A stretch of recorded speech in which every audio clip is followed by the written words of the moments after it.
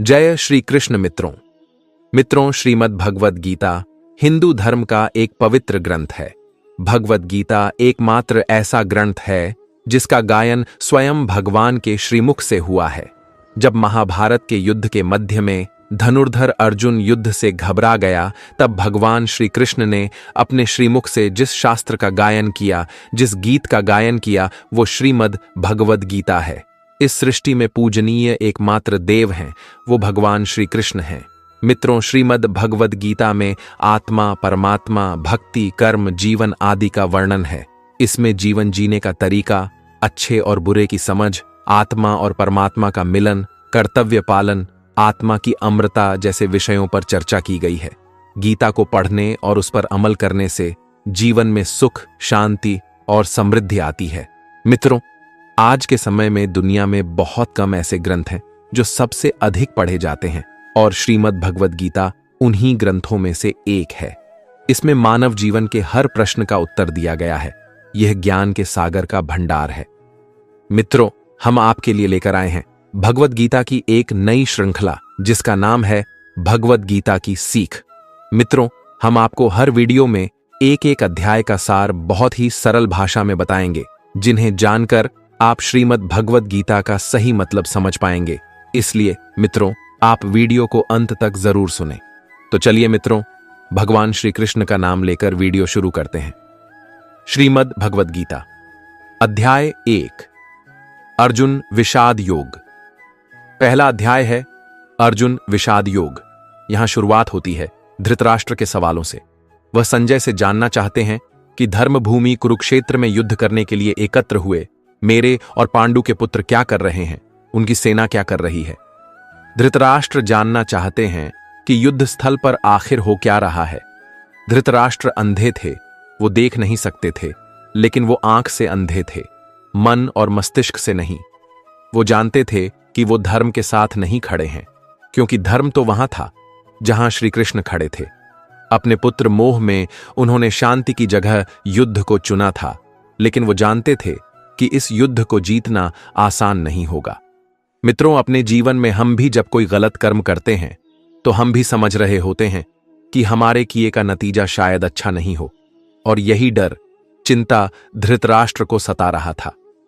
संजय आंखों देखा हाल बताते हुए उत्तर देते हैं कि हे राजन, दुर्योधन पांडवों की सेना के व्यूह को देख रहे हैं और ये बात गुरु द्रोणाचार्य को जाकर बताते हैं। संजय को दिव्य दृष्टि प्राप्त हुई थी। वो युद्ध क्षेत्र से दूर रहते हुए भी युद्ध को देख सकते थे। वो जो देख रहे थे वही बता रहे थे। इसमें वो अपनी तरफ से कुछ भी नहीं कह रहे थे, सिर्फ युद्ध का आंखों देखा हाल बता रहे थे। मित्रों, ये संजय की दिव्य दृष्टि का ही कमाल था कि हमें गीता सुनने को मिली।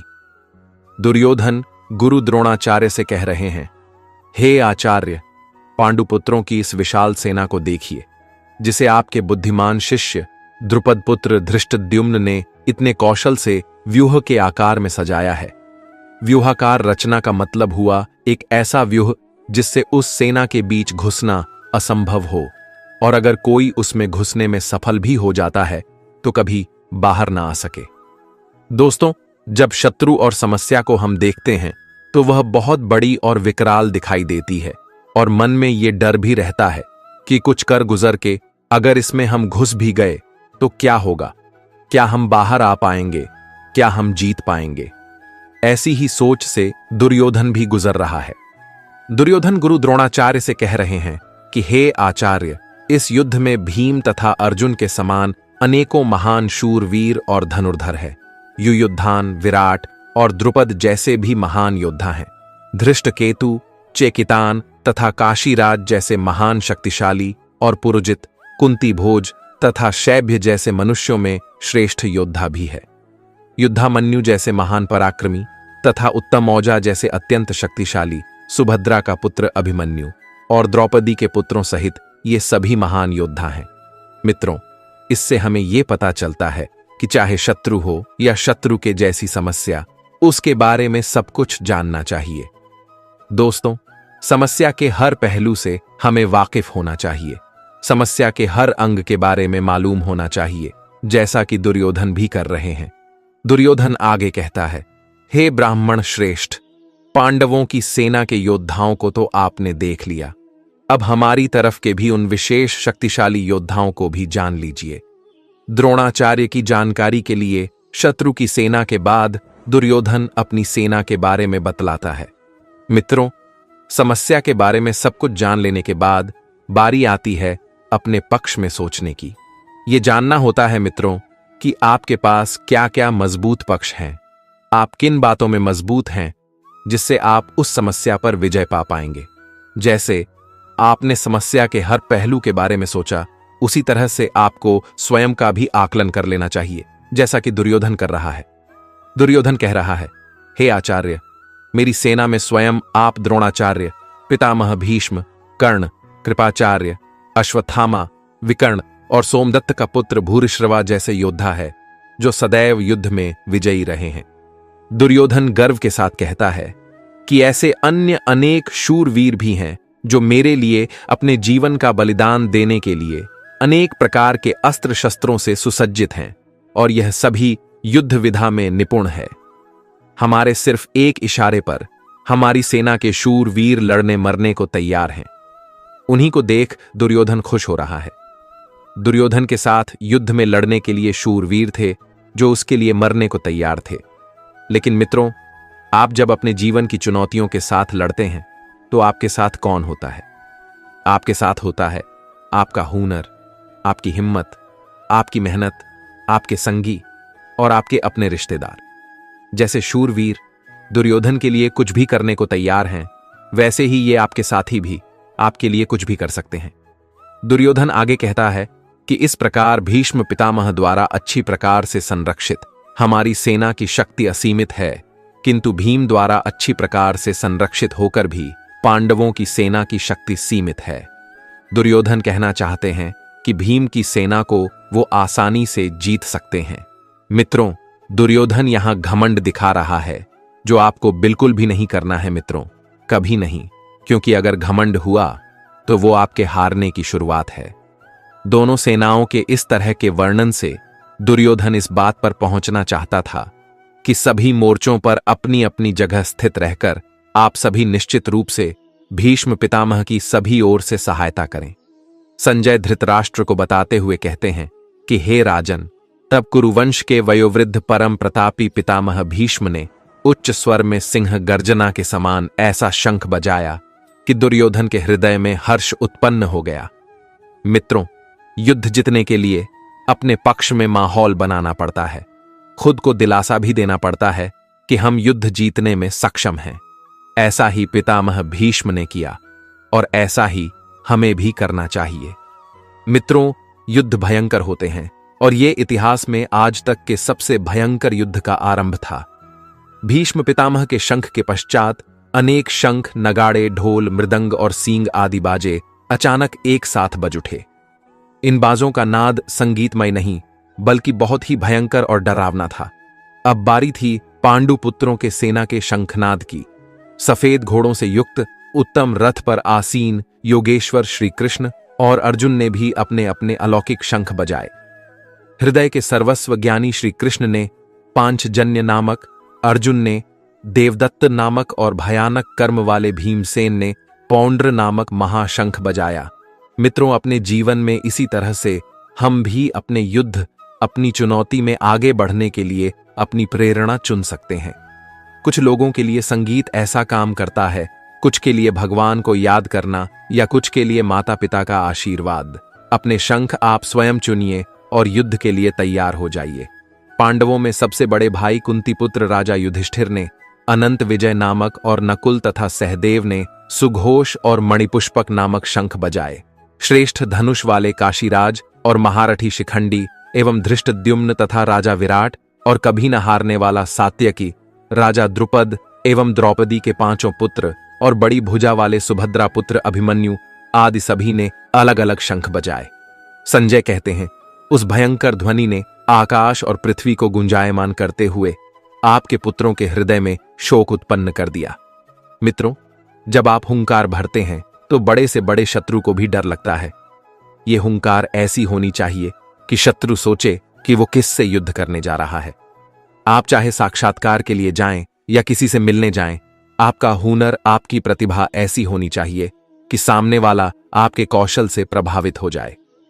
तब हनुमान से अंकित पताका लगे रथ पर आसीन पांडुपुत्र अर्जुन ने धनुष उठाकर तीर चलाने की तैयारी के समय धृतराष्ट्र के पुत्रों को देखकर हृदय के सर्वस्व ज्ञानी श्री कृष्ण से प्रार्थना करते हुए कहा कि हे अच्युत, कृपा करके मेरे रथ को दोनों सेनाओं के बीच में खड़ा करें, जिससे मैं युद्ध भूमि में उपस्थित युद्ध की इच्छा रखने वालों को देख सकूं कि इस युद्ध में मुझे किन किन से एक साथ युद्ध करना है। मैं उनको भी देख सकूं जो यह राजा लोग यहां पर धृतराष्ट्र के दुर्बुद्धि पुत्र दुर्योधन के हित की इच्छा से युद्ध करने के लिए एकत्रित हुए हैं। मित्रों, आज के जीवन का यह सबसे बड़ा ज्ञान है। युद्ध कोई भी हो सकता है, किसी भी प्रकार का, निजी या व्यापार से जुड़ा हुआ, लेकिन दोनों पक्षों के बीच में जाकर आप युद्ध की सही अवस्था के बारे में जान सकते हैं। मित्रों, हमें भी इसी तरह अपनी समस्या के बीच में खड़े होकर उसे भली भांति देखना और परखना चाहिए और तभी निर्णय लेना चाहिए। संजय अपना आंखों देखा हाल बताते हुए कहते हैं, हे धृतराष्ट्र, जैसा कि अर्जुन ने कहा था, श्री कृष्ण ने दोनों सेनाओं के बीच में भीष्म और द्रोणाचार्य के सामने तथा संपूर्ण राजाओं के सामने रथ को खड़ा करके इस प्रकार कहा, हे पार्थ, युद्ध के लिए जुटे हुए इन कौरवों को देख। वहां प्रथापुत्र अर्जुन ने अपने ताऊ चाचा, दादा परदादा, गुरु, मामा, भाई, पुत्रों, पौत्रों और मित्रों को देखा। महाभारत को इसीलिए तो धर्म युद्ध कहा गया है, ऐसा युद्ध जो धर्म के लिए किया गया था। और इस युद्ध का एक बड़ा परिवार दो हिस्सों में बंट गया था, आधे सगे संबंधी एक तरफ और आधे दूसरी तरफ। हर किसी को फैसला करना था कि वो युद्ध में किसका साथ देना चाहता है, दुर्योधन का या अर्जुन का। कुंतीपुत्र अर्जुन ने ससुरों को और शुभचिंतकों सहित दोनों तरफ की सेनाओं में अपने ही सभी संबंधियों को देखा। अर्जुन विचार कर रहे हैं, पूरा जीवन पांडु पुत्रों और धृतराष्ट्र पुत्रों के साथ बिताया, सारे सगे सारे संबंधी एक ही तो हैं, दोनों पक्ष में अपने ही तो लोग हैं, किंतु अब अपनों के ही दो पक्ष बन गए हैं। उसमें से एक पक्ष शत्रु का है। हर किसी से अर्जुन की लड़ाई नहीं थी, लेकिन अब युद्ध में वो उसके शत्रु थे और उसे उनके साथ लड़ना होगा। अपने करीबी अर्जुन के सामने खड़े थे। शत्रु पक्ष में उपस्थित संपूर्ण बंधुओं को देखकर कुंती पुत्र अर्जुन अत्यंत करुणा से युक्त होकर शोक करते हुए श्री कृष्ण से कह रहे हैं, हे कृष्ण, युद्ध की इच्छा वाले इन सभी मित्रों तथा संबंधियों को उपस्थित देखकर मेरे शरीर के सभी अंग कांप रहे हैं और मुख सूखा जा रहा है और मेरे शरीर के कंपन से रोमांच उत्पन्न हो रहा है। यहीं से शुरुआत होती है मित्रों, आरंभ होता है अर्जुन के विषाद का, जिसके लिए संपूर्ण गीता की रचना हुई। कृष्ण को मार्गदर्शन के लिए एक ऐसी रचना करनी पड़ी जो हमेशा हमेशा के लिए हर किसी को सही मार्ग पर चलने के लिए प्रेरित करती रही है और आगे भी प्रेरित करती रहेगी।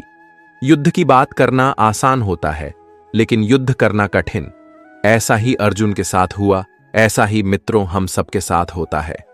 ऐसी ही शंका का समाधान भगवद गीता से श्री कृष्ण के द्वारा हमें मिलता है। दुखी अर्जुन कहते हैं, हे कृष्ण, मेरे हाथ से गांडीव धनुष छूट रहा है और त्वचा भी जल रही है। मेरा मन भ्रमित सा हो रहा है, इसलिए मैं खड़ा भी नहीं रह पा रहा हूं। मित्रों, ना जाने कितनी ही बार ऐसा हम सबके साथ होता है कि जब युद्ध के सम्मुख होते हैं तो जैसे शक्ति खत्म हो जाती है। परीक्षा की घड़ी के समय पर भी ऐसी ही घबराहट होती है ना मित्रों। अर्जुन अपने दुख को बता रहे हैं। उनका दुख मित्रों हमारी दुविधाओं से अलग नहीं है। चाहे हम परीक्षा दे रहे हों, चाहे व्यापार करने जा रहे हों, चाहे कोई बड़ा मैच खेलने जा रहे हों, कितने ही ऐसे मौके आते हैं जब हम स्वयं को अर्जुन की अवस्था में पाते हैं। लगता है जैसे कि हम युद्ध के लायक ही नहीं हों, युद्ध हम कर ही नहीं पाएंगे। अर्जुन कहते हैं, हे केशव, मुझे तो केवल अशुभ लक्षण ही दिखाई दे रहे हैं। युद्ध में स्वजनों को मारने में मुझे कोई कल्याण दिखाई नहीं देता है। हे कृष्ण, मैं न तो विजय चाहता हूं और न ही राज्य और न ही सुखों की इच्छा करता हूं। हे गोविंद, हमें ऐसे राज्य, सुख अथवा इस जीवन से भी क्या लाभ है जिनके साथ हमें राज्य आदि सुखों को भोगने की इच्छा है, जब वह ही अपने जीवन के सभी सुखों को त्याग करके इस युद्ध भूमि में खड़े हैं। सोचिए मित्रों, जीवन का हर युद्ध, हर काम हम अपनों के लिए करते हैं।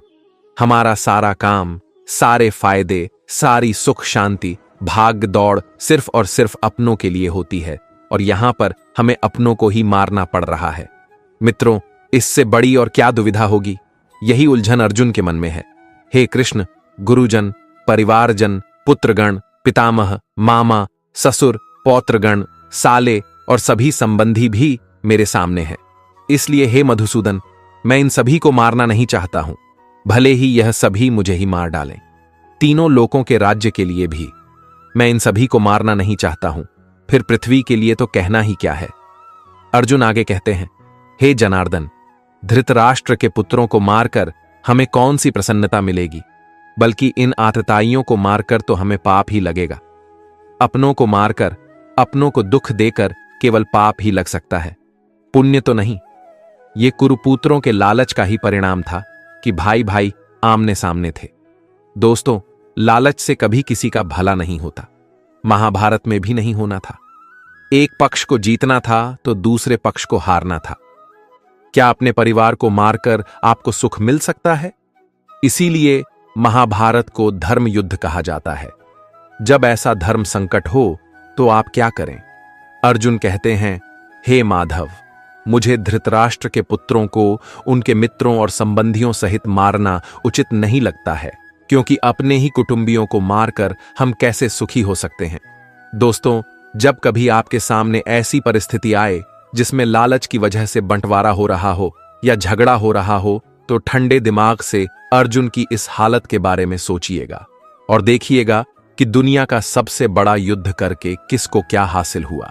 अर्जुन कहते हैं कि हे कृष्ण, यद्यपि लोभ के कारण इन भ्रमित चित्त वालों को कुल के नाश से उत्पन्न होने वाले दोष दिखाई नहीं देते हैं और मित्रों से विरोध करने में कोई पाप दिखाई नहीं देता है, परंतु हे जनार्दन, हम लोग तो कुल के नाश से उत्पन्न दोष को समझने वाले हैं, हम लोग तो समझदार हैं। हे कृष्ण, क्यों न हमें इस पाप से बचने के लिए विचार करना चाहिए।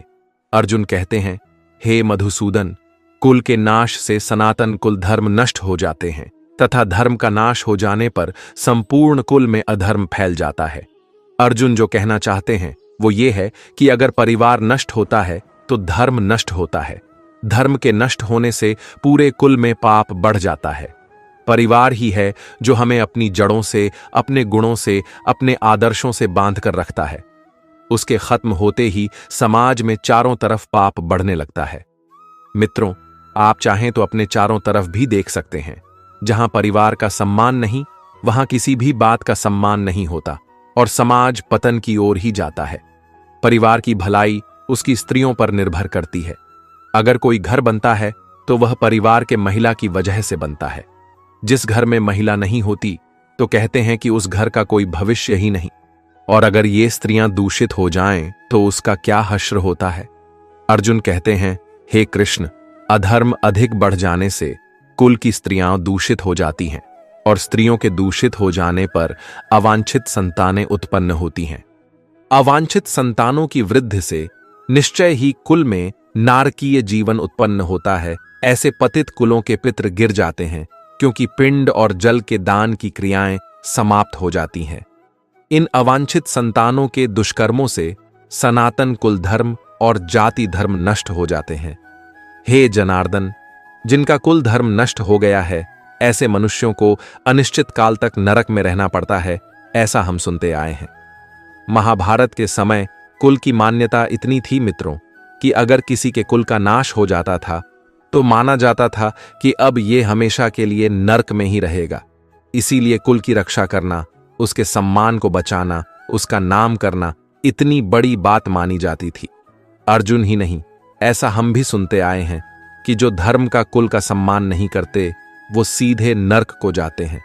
इसे आप ऐसा भी मान सकते हैं कि जहां धर्म नहीं होता वो जगह अपने आप ही नरक बन जाती है। अर्जुन आगे स्वयं को दोष दे रहे हैं। कहते हैं, कितने आश्चर्य की बात है कि हम लोग बुद्धिमान होकर भी महान पाप करने को तैयार हो गए हैं, जो राज्य और सुख के लोभ से अपने प्रियजनों को मारने के लिए आतुर हो गए हैं। यदि मुझ शस्त्र रहित विरोध न करने वाले को धृतराष्ट्र के पुत्र हाथ में शस्त्र लेकर युद्ध में मार भी डालें तो भी इस प्रकार मरना मेरे लिए अधिक कल्याणकारक होगा। संजय ने कहा। इस प्रकार शोक से संतप्त हुआ मन वाला अर्जुन युद्ध भूमि में यह कहकर बाणों सहित धनुष को त्याग कर रथ के पिछले भाग में बैठ गया। इस प्रकार उपनिषद, ब्रह्म विद्या तथा योग शास्त्र रूप श्रीमद् भगवद गीता के श्री कृष्ण अर्जुन संवाद में अर्जुन विषाद योग नाम का पहला अध्याय संपूर्ण हुआ। दोस्तों, अगर आपको हमारा ये वीडियो पसंद आया तो कमेंट में जय श्री राधे कृष्ण लिखें और ऐसे ही प्रेरणादायक वीडियो देखने के लिए हमारे चैनल को सब्सक्राइब कर लें। जय श्री राधे कृष्ण।